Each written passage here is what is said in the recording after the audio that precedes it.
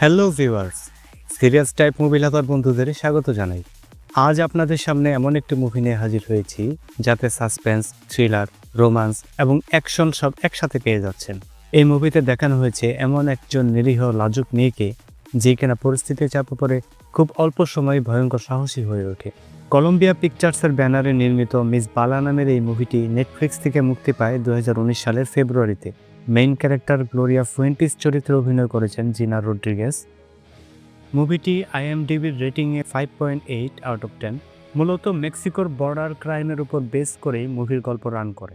তাহলে চলুন আর দেরি না করে আমরা মুভির মাঝে প্রবেশ করি। গ্লোরিয়া একজন আমেরিকান সিটিজেন এবং পেশায় অতি সাধারণ মেকআপ আর্টিস্ট। সে মনে মনে ফ্যাশন জগতের অনেক কিছু হতে চাইলেও তার হয়ে ওঠেনি একটি গ্ল্যামারিয়াস ফেস লুকের অভাবে। মুভির শুরুতেই আমরা দেখতে পাই সে একটি মেকআপের ডিজাইন রেডি করছে এবং তা যখন তার সিনিয়রকে দেখাতে যায় সে না দেখেই সেটা রিজেক্ট করে দেয় এবং গ্লোরিয়াকে তার পেশার লিমিটেশন স্মরণ করিয়ে দেয়। এখানে একটা ব্যাপার খুব স্পষ্ট বোঝা যায়, গ্লোরিয়া তার বর্তমান পেশা নিয়ে মোটেও সন্তুষ্ট ছিল না। এটা অবশ্য মোস্ট অফ পিপলের কমন প্রবলেম। সে যাই হোক, মুভির এই পর্যায়ে আমরা দেখতে পাই গ্লোরিয়া তার বান্ধবী সুজুকে ফোন করছে যে কিনা মেক্সিকোতে থাকে এবং সে মেক্সিকোর একটি ফ্যাশন হাউসের মডেল। গ্লোরিয়া সুজুকে জানায় সে মেক্সিকোতে আসছে নেক্সট বিউটি কন্টেস্ট প্রতিযোগিতায় তাকে সাহায্য করার জন্য। গ্লোরিয়া সীমান্ত পার হয়ে মেক্সিকোতে চলে আসে এবং সুজুর কাছ থেকে বেশ উষ্ণ একটি অভ্যর্থনা পায়। সুজুর একটি ছোট ভাই ছিল চাভা। সে গ্লোরিয়াকে নিজের বোনের মতো পছন্দ করত। এখানে আপনাদের আগেই বলে নেই, গ্লোরিয়া যদিও আমেরিকান সিটিজেন এবং সে প্রায় 15 বছর ধরে আমেরিকাতেই থাকে, তবে তার জন্ম কিন্তু এখানে মানে মেক্সিকোতে এবং গ্লোরিয়ার ছোটবেলাটা সুজুর সাথে এখানেই কেটেছে। সুজুর যে ফ্যাশন কন্টেস্টের জন্য গ্লোরিয়া মেক্সিকোতে এসেছে তার একটি পরিচিতি পার্টি ছিল সেদিন রাতেই। এই জন্য গ্লোরিয়া সুজুকে খুব সুন্দর করে মেকআপ করে দেয়, কারণ কন্টেস্ট জেতার জন্য সুজুকে আজ হর্তাকর্তাদের ইমপ্রেস করতে হবে। কন্টেস্ট জেতার জন্য এটাই এখন নিয়ম হয়ে দাঁড়িয়েছে সব ফ্যাশন হাউসগুলোতে। যা হোক, আমরা আবার মুভির গল্পে চলে যাই। তারা দুই বান্ধবী পার্টিতে যোগ দেওয়ার জন্য মিলেনিয়াম ক্লাবে চলে আসে। এখানে এসেই আমরা জানতে পারি এই ফ্যাশন কন্টেস্টের যাবতীয় খরচ বহন করছে সাউসিডো নামের একজন লোক, যিনি কিনা এখানকার পুলিশ চিফ। সাউসিডোর বেশ কিছু বাজে স্বভাব ছিল, যেমন কন্টেস্টের বিজয়ীর সাথে একান্তে সময় কাটানো এবং সুন্দরী মডেলদের সাথে ঘনিষ্ঠ হওয়া ইত্যাদি ইত্যাদি। এসব গ্লোরিয়ার পছন্দ না হওয়াতে সে একটা ব্রেক নিয়ে ওয়াশরুমে চলে আসে। মুভির মূল কাহিনী শুরু হয় এখান থেকেই। গ্লোরিয়া ওয়াশরুমে থাকা অবস্থাতেই ওয়াশরুমের ভেন্টিলেটর ভেঙে কিছু সন্ত্রাসী ভেতরে ঢুকে পড়ে এবং গ্লোরিয়া ওদের হাতে ধরা পড়ে যায়। ওদের সবার হাতেই ভয়ঙ্কর অস্ত্র ছিল। এখানে আমরা পরিচিত হই মুভির দ্বিতীয় মূল ক্যারেক্টার লিনুয়াস এসপারজার সাথে। সে ছিল লা এস্তেরিয়া নামক একটি সন্ত্রাসী সংগঠনের লিডার। গ্লোরিয়া একজন আমেরিকান জানতে পেরে লিনুয়াস তাকে 10 সেকেন্ডের মাঝে সেখান থেকে পালানোর একটা সুযোগ দিয়ে ছেড়ে দেয়। গ্লোরিয়া সুজুকে সাথে নিয়ে পালাতে চায়, এজন্য সুজুর কাছে আসতে চাইলে ভিড়ের চাপে তা আর পেরে ওঠে না। এর মাঝে শুরু হয়ে যায় ভয়াবহ তাণ্ডব। প্রচন্ড গোলাগুলিতে পার্টিতে আসা প্রতিটা লোক দিশেহারার মতো ছোটাছুটি করতে থাকে। যদিও মুভিতে এই হামলাটা কেন ঘটানো হলো তা তখনই স্পষ্ট করা হয়নি, কিন্তু আমরা পরবর্তীতে জানতে পারি এটা হয়েছে সেই পুলিশ চিফের সাথে লিনুয়াসের দ্বন্দ্বের কারণেই। গ্লোরিয়া অনেক চেষ্টা করেও সুজুকে খুঁজে না পেয়ে ক্লাবের বাইরে চলে আসে। পুলিশের সহযোগিতা চাইলেও পুলিশ তাকে সহযোগিতা করতে চায় না, কারণ তারা তখন আহতদের নিয়েই ব্যস্ত। গ্লোরিয়া তখন রাস্তা পার হয়ে মিলেনিয়াম ক্লাবের মুখোমুখি একটি রেস্টুরেন্টে বসে রাত কাটিয়ে দেয় সুজুর অপেক্ষায়। সকালে একজন পুলিশ অফিসারকে একা দাঁড়িয়ে থাকতে দেখে গ্লোরিয়া এগিয়ে যায় এবং সুজুর কথা জিজ্ঞেস করে। তাকে সে আরো জানায় সে হামলাকারীদেরকে দেখেছে। এ কথা শোনার পর সেই অফিসার তাকে তার সাথে পুলিশ স্টেশনে যেতে বলে গাড়িতে তুলে নেয়। পরবর্তীতে আমরা জানতে পারি এই পুলিশ অফিসারও সেই সন্ত্রাসী সংগঠনের পক্ষের লোক এবং সে গ্লোরিয়াকে তাদের হাতে তুলে দেয়। সন্ত্রাসীরা গ্লোরিয়াকে ধরে একটি বাড়িতে নিয়ে আসে যেখানে প্রচুর অস্ত্রধারী লোকজন ঘোরাঘুরি করছিল। গ্লোরিয়াকে লিনোর সামনে আনা হলে লিনো তাকে নানা ধরনের প্রশ্ন করে তার সম্পর্কে জানার চেষ্টা করে, কিন্তু সে গ্লোরিয়ার সাথে কোনো ধরনের অশোভন আচরণ করে না। এই সেই লিনো যে মিলেনিয়াম ক্লাবে গ্লোরিয়াকে নিশ্চিত মৃত্যুর হাত থেকে বাঁচার সুযোগ করে দিয়েছে। গ্লোরিয়া তার বান্ধবী সুজুকে খুঁজছে জানার পর লিনো তাকে খুঁজে দেওয়ার আশ্বাস দেয়, বদলে তার একটি কাজ করে দিতে বলে। গ্লোরিয়া রাজি হলে তাকে একটি গাড়ি দেওয়া হয় এবং সেটা চালিয়ে তাদেরকে অনুসরণ করতে বলে। তারা গ্লোরিয়াকে একটি বাড়ির সামনে গাড়িটি পার্ক করে রেখে তাদের সাথে আসতে বলে। গাড়িতে একটি শক্তিশালী বোমা রাখা ছিল যা তাকে জানানো হয়নি। পরবর্তীতে রিমোটের সাহায্যে যখন বোমাটি ব্লাস্ট করানো হয় তখন গ্লোরিয়া স্তম্ভিত হয়ে যায়। বোমা ব্লাস্টের কারণে সেই বাড়িটি ধ্বংসস্তূপে পরিণত হয়, যা ছিল আমেরিকান একটি সিক্রেট সার্ভিস ডিই এর একটি সেফ হাউস। পরবর্তীতে লিনো গ্লোরিয়াকে নিয়ে একটি বাড়ির সামনে আসে যেখানে বিউটি কন্টেস্টের প্রতিযোগীদের ট্রেনিং চলছিল। লিনো তাকে জানায় সে এখন এই প্রতিযোগিতায় অংশগ্রহণ করতে পারবে। তার ধারণা ছিল গ্লোরিয়া প্রতিযোগিতায় একজন মডেল হিসেবে অংশগ্রহণ করার জন্যই মিলেনিয়াম ক্লাবে গিয়েছিল। সেখানে লিনো গ্লোরিয়াকে একটি রেডিও ফোন দেয় এবং জানায় যখনই প্রয়োজন হবে সে এর মাধ্যমে যোগাযোগ করতে পারবে, কিন্তু কখনো এটি বন্ধ রাখা যাবে না। দলের একজন সদস্য গ্লোরিয়ার হাত ধরে নিয়ে যেতে চাইলে লিনো তাকে ধমক দেয় এবং হাত ছেড়ে দিতে বলে। এই দৃশ্য দেখেই বোঝা যায় লিনো মনে মনে তাকে পছন্দ করে ফেলেছে। অনেক প্রতিযোগীর মাঝেও খুব সহজে গ্লোরিয়া নির্বাচিত হয়ে যায় কন্টেস্টের জন্য। এ থেকেও আমরা বুঝে যাই লিনোর এখানেও ভালো ক্ষমতা রয়েছে। গ্লোরিয়া অবশ্য এই সব কিছু থেকে পালানোর একটি সুযোগ খুঁজছিল এবং সে তা পেয়েও যায় সেখানকার ওয়াশরুমে গিয়ে। ভেন্টিলেটর ভেঙে বের হয়ে রাস্তায় আসতেই সে আবারও বন্দী হয়, কিন্তু এবার আর সন্ত্রাসী নয়, খোদ আমেরিকান সেই সিক্রেট সার্ভিস ডিইএ এজেন্সির সদস্যদের হাতে। এখানে আমরা পরিচিত হই সেই ড্রাগন এনফোর্সমেন্ট অ্যাডমিনিস্ট্রেশন এজেন্সির, সংক্ষেপে ডিইএ এর একজন এজেন্ট ব্রায়ান রাইখের সাথে। ব্রায়ান ভেবেছিল গ্লোরিয়া নিজেও সেই সন্ত্রাসী গ্রুপেরই সদস্য এবং লিনোর প্রেমিকা, এবং তাদের হাতে যা সাক্ষ্য প্রমাণ ছিল তাতেও তাই প্রমাণিত হয়, যেমন লিনোর দেয়া সেই সেলফোনটি এবং বোমা বহনকারী গাড়িটিও গ্লোরিয়া নিজেই ড্রাইভ করেছে। ব্রায়ানের কথা থেকে জানা যায় গ্লোরিয়া আমেরিকান সিটিজেন হলেও সে এমবেসি থেকে কোনো সহায়তা পাবে না, কারণ তাদের ধারণা সে লা এস্তারিয়া গ্রুপের একজন সক্রিয় সদস্য। ব্রায়ান গ্লোরিয়াকে জানায় এখন পর্যন্ত যা সাক্ষ্য প্রমাণ আছে তাতে গ্লোরিয়ার 30 থেকে 40 বছরের শাস্তি নিশ্চিত, কারণ তার গাড়ি বোমাতেই ডিইএ এর 3 জন এজেন্ট নিহত হয়েছে। যা হোক, গ্লোরিয়া কোনো মতে তাদেরকে বোঝাতে সক্ষম হয় সে পরিস্থিতির শিকার। এখন গ্লোরিয়া যদি নিজেকে নিরাপরাধ প্রমাণ করতে চায় তাহলে তাদেরকে সহায়তা করতে হবে, যাতে তার মাধ্যমে লিনুকে ধরা যায়।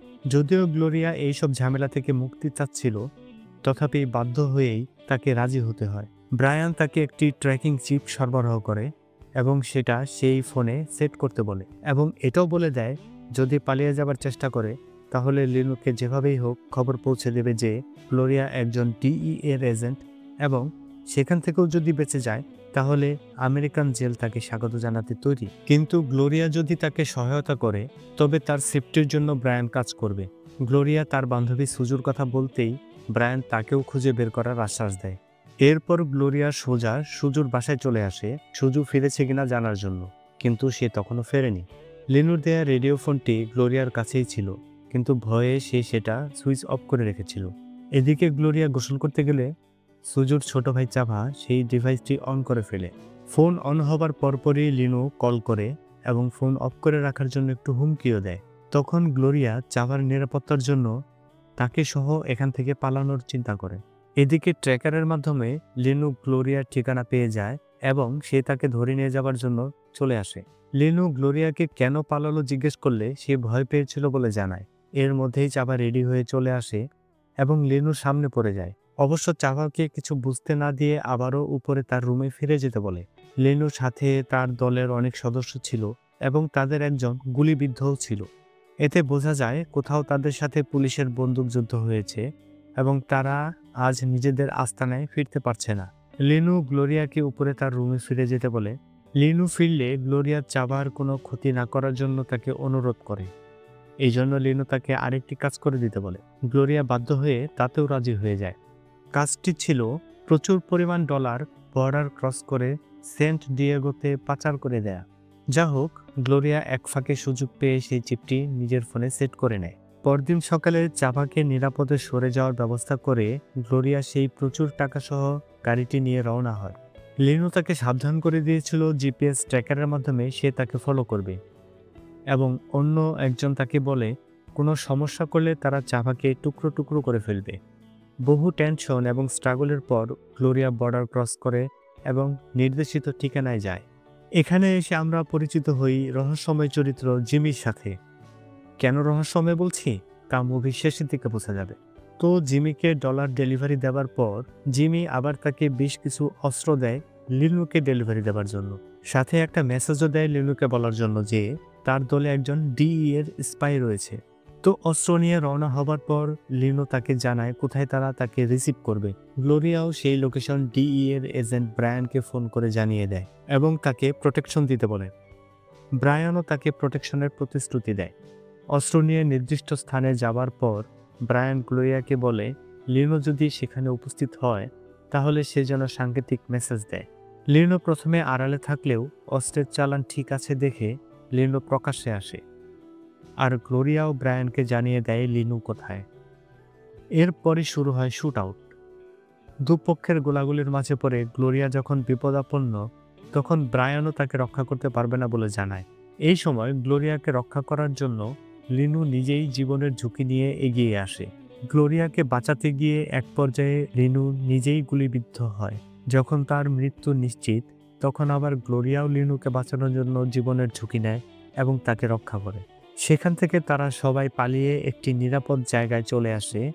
লিনোর দলের লোকজন এই শুট আউটের জন্য গ্লোরিয়াকে সন্দেহ করলে লিনো তাদেরকে নিবৃত করে, কারণ গ্লোরিয়াই আজ তার জীবন বাঁচিয়েছে। এই পর্যায়ে গ্লোরিয়াও লিনুকে জিমির মেসেজটা জানায় যে তার দলে একজন ডিইএর এজেন্ট রয়েছে। তথ্যটার গুরুত্ব বুঝতে পেরে লিনু প্রত্যেকের ফোন চেক করার জন্য নির্দেশ দেয়। এর পরপরই আমরা দেখি লিনু এবং গ্লোরিয়া বেশ আন্তরিকতার সাথে কথা বলছে। লিনু তাকে জানায় তার কাহিনী।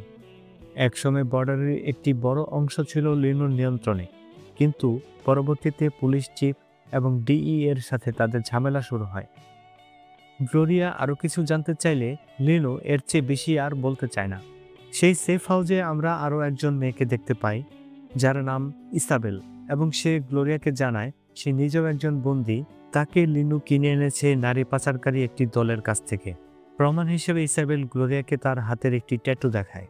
এই সময় একজন এসে তাদের দুজনের সেলফোন জব্দ করে নেয় এবং দলের প্রত্যেকের জব্দ করা সেট সব পাশের একটি রুমে রেখে ইসাবেলকে নিয়ে বাইরে চলে যায়। সেই ট্র্যাকিং চিপটি তখনও গ্লোরিয়া সেটেই লাগানো ছিল এবং তা ধরা পড়লে নিশ্চিত মৃত্যু জেনে গ্লোরিয়া সেই রুমে ঢুকে সবগুলো সেট থেকে নিজের সেট খুঁজে সেখান থেকে চিপটি খুলে নেয় এবং অন্য একটি সেটে সেটি লাগিয়ে দেয়। সবগুলো সেট একই রকম হওয়াতে কোনটা যে কার তা বোঝার উপায় ছিল না। সেদিন রাতে সবগুলো সেট নিয়ে চেকিং চলে। সকালে লিনু অটোমেটিক মেশিন গান হাতে নিয়ে গ্লোরিয়াকে ঘুম থেকে ডেকে তুললে সে ভয় পেয়ে যায়, ভাবে সে হয়তো ধরা পড়ে গেছে। কিন্তু দেখা যায় লিনু অস্ত্র প্রশিক্ষণ দেওয়ার জন্য তাকে নিয়ে ফাঁকা জায়গায় এসেছে। লিনু গ্লোরিয়াকে অস্ত্র চালানো শেখায়, কারণ গতকালের মতো পরিস্থিতিতে সে যেন নিজেকে রক্ষা করতে পারে। সেখান থেকে তারা তারপর লিনুর জন্মস্থান গ্রামের বাড়িতে বেড়াতে যায় এবং সুন্দর একটি সময় কাটায়। সেখান থেকে ফেরার পরেই লিনু আর গ্লোরিয়া জানতে পারে দলের সবাই তাদের জন্যই অপেক্ষা করছে, কারণ স্পাই ধরা পড়েছে, আর সে হলো ইসাবেল। মানে গ্লোরিয়া গতকাল চিপটি না জেনেই ইসাবেলের সেটে লাগিয়ে দিয়েছিল। লিনু সাথে সাথেই ইসাবেলকে গুলি করে। এতে গ্লোরিয়া প্রচণ্ড মনে কষ্ট পেলেও সত্যটা প্রকাশ করতে পারে না। পরদিন সকালে লিনু গ্লোরিয়াকে কিছু দামি পোশাক গিফট করে, কারণ সে চায় গ্লোরিয়া যেন সেই বিউটি কন্টেস্টে অংশগ্রহণ করে এবং বিজয়ী হয়। বিজয়ী হবার পর গ্লোরিয়া যখন পুলিশ চিফের সাথে একান্তে সময় কাটাবে তখনই তারা হামলা করে সেই পুলিশ চিফকে হত্যা করবে। কিন্তু গ্লোরিয়া এতে রাজি হয় না এবং তাকে এসব কিছু থেকে মুক্তি দিতে বলে। কিন্তু লিনু জানায় তার বান্ধবী সুজুকে উদ্ধার করার জন্য হলেও এটা করা দরকার, কারণ সুজু বর্তমানে সেই পুলিশ চিফের কাছেই বন্দী। এটা জেনে গ্লোরিয়া রাজি হয়। লিনু তাকে জানায় সব জাজদের কেনা হয়ে গেছে এবং সে অবশ্যই এবারের সিজনে বিজয়ী ঘোষিত হবে। এবং সত্যই যখন সব সুন্দরীদের হারিয়ে গ্লোরিয়া বিজয়ী ঘোষিত হয় তখন পরিকল্পনা অনুযায়ী সে নার্ভাসের অভিনয় করে এবং পুলিশ চিফের আমন্ত্রণও হাসিমুখে অ্যাকসেপ্ট করে। পুলিশ চিফের আমন্ত্রণে তার গোপন বাগানবাড়িতে যাবার আগে লিনু ছোট্ট একটি ট্রান্সমিটার সরবরাহ করে গ্লোরিয়ার কাছে, যাতে করে সেই পুলিশ চিফের সেই আস্তানাটা তারা খুঁজে পায় এবং গ্লোরিয়ার সাথে যোগাযোগ করতে পারে। গ্লোরিয়া সেখানে গিয়ে দেখে বিশাল এক উৎসবমুখর পরিবেশ এবং প্রচুর সুন্দরী মেয়েদের পদচারণা। সেটা যে একটা উন্নত মানের ব্রথেল তা সহজেই অনুমান করা যায়। সেখানে গ্লোরিয়া সুজুকে অবশেষে খুঁজে পায় এবং জানতে পারে সেদিন মিলেনিয়াম ক্লাবে সেই শুট আউটের পর তাকে পুলিশ চিফের লোকজনই অপহরণ করে এখানে নিয়ে আসে এবং তাকে দিয়ে সব ধরনের কুকর্ম করতে বাধ্য করে। তারা সুজুর হাতে একটি ট্যাটুও এঁকে দিয়েছে। ট্যাটু দেখার পর গ্লোরিয়ার কাছে সব স্পষ্ট হয়ে যায়, কারণ একই ট্যাটু ইসাবেলের হাতেও ছিল। তার মানে পুলিশ চিফের সাথে লিনোর যোগাযোগ আগে থেকেই ছিল। মাঝে ক্ষমতার দ্বন্দ্বের কারণে আজ তারা একে অন্যের শত্রু। আর গ্লোরিয়া, সুজু, ইসাবেল এরা সবাই তাদের খেলার গুটি। গ্লোরিয়া যখন পুলিশ চিফের রুমে যায় তখন তাকে জানিয়ে দেয় যে লিনু তাকে হত্যা করতে আসছে। এটা সে এজন্য করে যেন তার সেফ এক্সিটে পুলিশ সহায়তা করে। এর পরপরই শুরু হয়ে যায় শুট আউট। প্রচণ্ড লড়াইয়ের এক পর্যায়ে পুলিশ চিফ নিজেকে রক্ষার জন্য সুজুকে ঢাল হিসেবে ব্যবহার করতে চাইলে গ্লোরিয়া নিজে তাকে পায়ে গুলি করে। তখন লিনুও সেখানে উপস্থিত হয় এবং পুলিশ চিফকে নিজেই হত্যা করে। গ্লোরিয়া এরপর লিনুর দিকে অস্ত্র তাক করে এবং সুজুর হাতের ট্যাটু দেখিয়ে সেটার ব্যাখ্যা চায়। লিনু এর সঠিক জবাব দিতে ব্যর্থ হয় এবং গ্লোরিয়াকে হত্যার উদ্দেশ্যে পিস্তল বের করতে গেলে গ্লোরিয়া তাকে গুলি করে। এরপর হত্যাসহ বহু রকমের আইনবিরোধী কর্মকাণ্ডের অভিযোগে সুজু এবং গ্লোরিয়াকে আইন শৃঙ্খলা রক্ষাকারী বাহিনী বন্দী করে। এখানে আবার সেই রহস্যময় চরিত্র জিমিকে আমরা দেখতে পাই। তার সঠিক পরিচয় আমাদের সামনে হিডেন রাখা হয়েছিল। এখন জানা যায় সে যথেষ্ট পাওয়ারফুল একজন সিআইএ এজেন্ট, যে কিনা গ্লোরিয়াকে সমস্ত অভিযোগ থেকে মুক্ত করে দিতে সক্ষম। গ্লোরিয়ার কর্মকাণ্ড এবং অ্যাক্টিভিটিস দেখে তাকে জিমি অফার দেয় তার সাথে কাজ করার জন্য। গ্লোরিয়া এমন একটি সরকারি অফার সানন্দে গ্রহণ করে, তবে তার এবং সুজুর বিরুদ্ধে সমস্ত অভিযোগ থেকে মুক্তি দেওয়ার শর্তে। মুভির লাস্ট মোমেন্টে আমরা দেখতে পাই সুজু তার ভাইকে ফেরত পেয়েছে এবং তারা সবাই হ্যাপি। আর গ্লোরিয়া জিমির সাথে চলে যাচ্ছে তার নতুন পরিচয়ে। তো বন্ধুরা, চমৎকার এই মুভিটি সবাইকে দেখার আমন্ত্রণ জানিয়ে আজকের মতো এখানেই বিদায় নিচ্ছি। নিয়মিত আপডেট মুভি রিভিউ পেতে সাবস্ক্রাইব করে পাশে থাকবেন। আর ভিডিওটি ভালো লেগে থাকলে ছোট্ট একটা লাইক। এতক্ষণ ধৈর্য ধরে ভিডিওটি দেখার জন্য সবাইকে ধন্যবাদ।